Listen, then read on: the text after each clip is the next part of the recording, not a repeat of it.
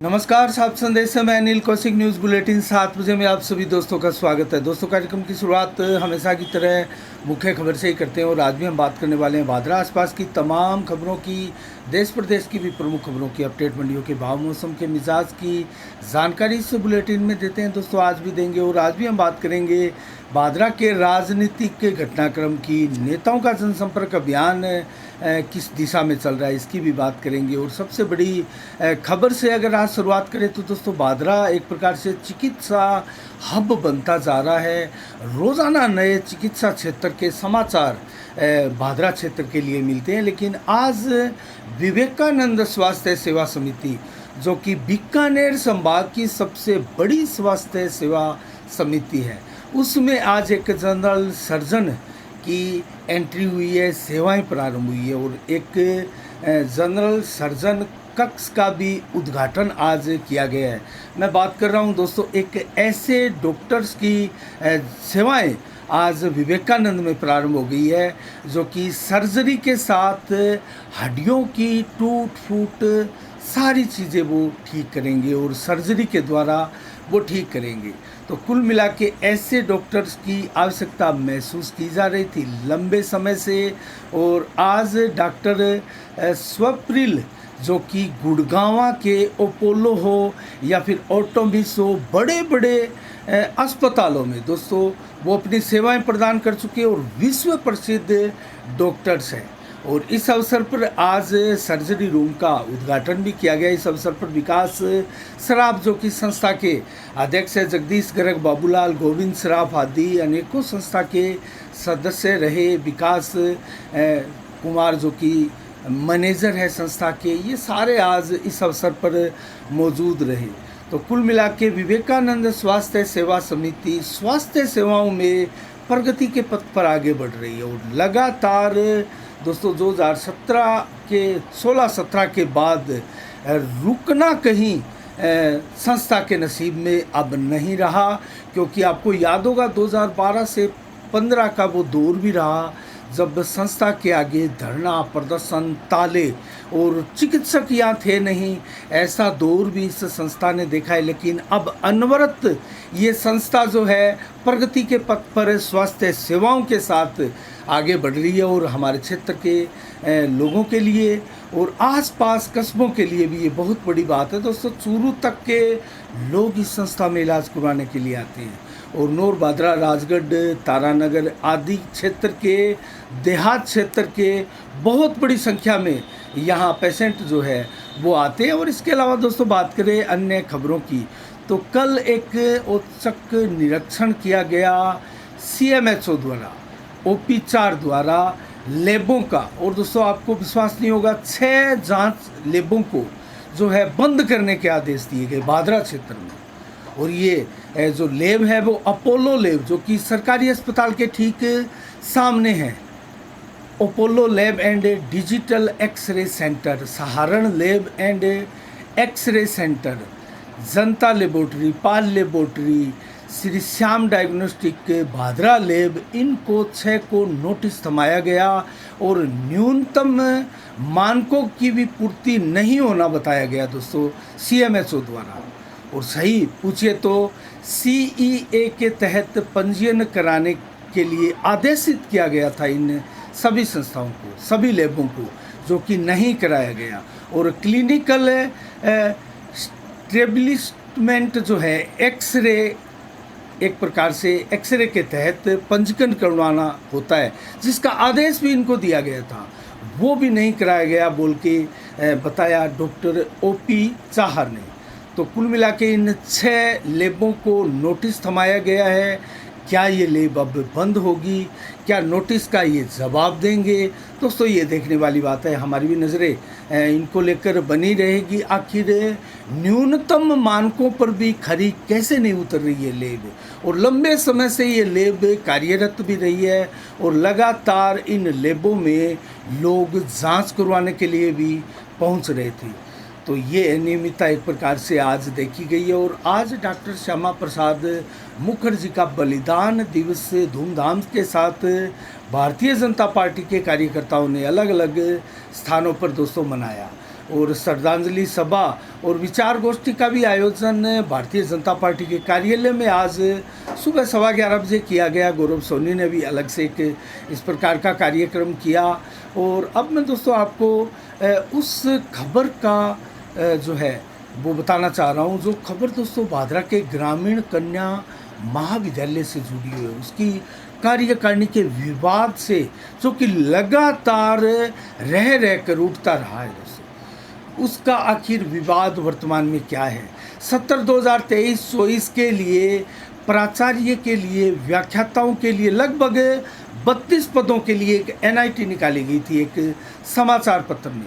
लेकिन दोस्तों उस समय किसी प्रकार से ये जानकारियाँ पूर्ण नहीं दी गई थी, अधूरी जानकारियाँ थी और नंबर दिए गए थे खाली एक दूरभाष नंबर।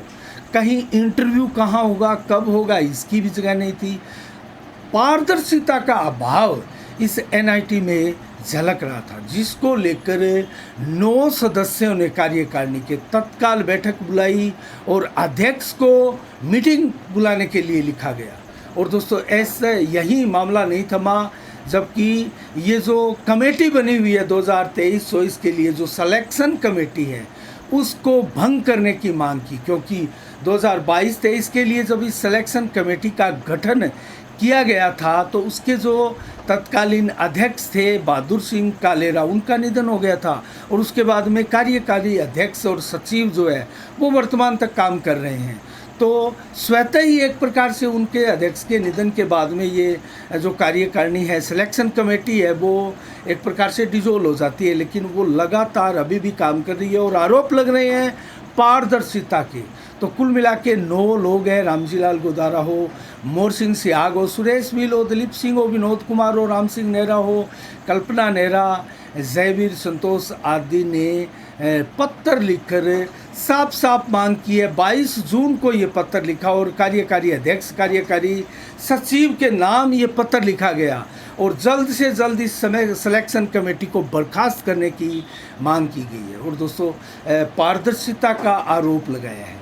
तो कुल मिला के 32 पदों के लिए ये NIT निकाली गई थी और लगातार विवाद कार्यकारिणी के सदस्यों के बीच में उभर कर बार बार सामने आ रहा है। इसमें एक प्राचार्य का पद है, 18 व्याख्याता के पद है। इसके अलावा बात करें तो पुस्तकालय अध्यक्ष हो, बागवान हो, या फिर गेट कीपर हो, सहायक कर्मचारी 2 हो, वार्डन हो, लिपिक 2 हो, आदि आदि करके कुल 32 पदों के लिए ये NIT निकाली गई थी। प्राचार्य 1 और 18 व्याख्याता पूर्ण रूप से एक प्रकार से शिक्षित और शैक्षणिक योग्यता वाले, जबकि अशैक्षणिक योग्यता वाले बाकी शेष पद जो है 18 के करीब, 17 के करीब वो रहे हैं। तो कुल मिला के ये एक NIT निकाल कर जो है नए पद भरने की कवायद थी। लेकिन कहीं कोई इंटरव्यू की डेट नहीं है, कहीं कोई इंटरव्यू का स्थान नहीं है, कोई विवरण नहीं है उस NIT में, जिसको लेकर विवाद जो है वो बढ़ा। और ये विवाद कहाँ बढ़ेगा दोस्तों, कहाँ तक जाएगा, ये देखने वाली बात है। इसके अलावा दोस्तों अन्य खबरों की ओर रुख करें तो आपको बताएंगे जिस प्रकार से नेताओं के जो अभियान चल रहे हैं, जनसंपर्क अभियान। इससे पहले श्री राम सामाजिक संस्था जो कि सवाला की है, उसके द्वारा रह कर लगातार शानदार सामाजिक कार्यों में भूमिकाएं निभाई जाती है दोस्तों। और आज भी एक ज़रूरतमंद बेटी जो कि बिन बाप की बेटी थी, उसकी शादी में संस्था के सदस्य पहुंचते हैं। सिलाई मशीन हो, 11 बर्तन हो, एक प्रेस हो, 8 सूट हो आदि सामान कन्यादान के लिए देते हैं। इसमें सतवीर कारेला, हरविंदर फौजी, सुशील बेनीवाल, कुलदीप शर्मा, सुनील सांखला, करसन ढाका, मुकेश यादव, रामनिवास कस्बा, गिरधारी दान, जयपाल छिंपा, अमित मेरिया, संदीप रिणवा आदि अनेकों संस्था के सदस्य थे जो सामान देने, एक प्रकार से कन्यादान का सामान देने के लिए पहुँचे। अनेकों सामाजिक कार्यों के लिए, चाहे वो पौधारोपण कार्यक्रम हो या अनेक कार्यक्रम हो, सवाला की ये संस्था, श्री राम सामाजिक संस्था अग्रणी भूमिका निभाती है। इसके अलावा हम बात करें दोस्तों उसी खबर की जिस खबर में नेताओं द्वारा लगातार जनसंपर्क अभियान चलाया जा रहा है। संजीव बेनीवाल का डाबड़ी गांव में आज शानदार नागरिक अभिनंदन किया गया।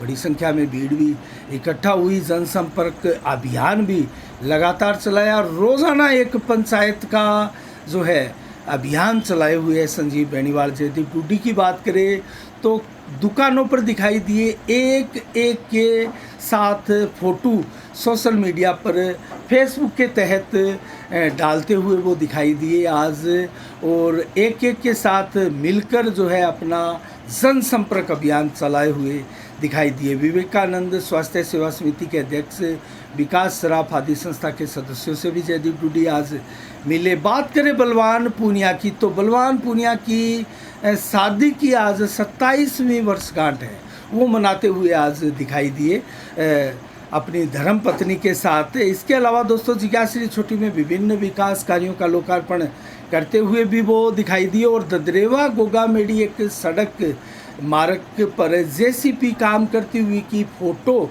फेसबुक पर डालकर लिखा गया बलवान पूनिया द्वारा कि जो ददरेवा गोगामेडी सड़क मार्ग है वो अब काम शुरू हो गया है, लेकिन कहीं दिखाई नहीं दिया। महीने से पहले करीब बनाई गांव में जो उद्घाटन किया था राजगढ़ भादरा सड़क मार्ग का, उसकी कहीं कोई फ़ोटो नहीं है, कहीं कोई काम का नामो निशान नहीं है, कहीं काम शुरू नहीं हुआ है। और मात्र दोस्तों 3 महीने रहे हैं, उसके बाद में चौथे महीने में आचार संहिता लग जाएगी, जो कि लगभग बात करें अगर आचार संहिता की तो 10वें महीने में लग सकती है। दिसंबर में चुनाव होंगे।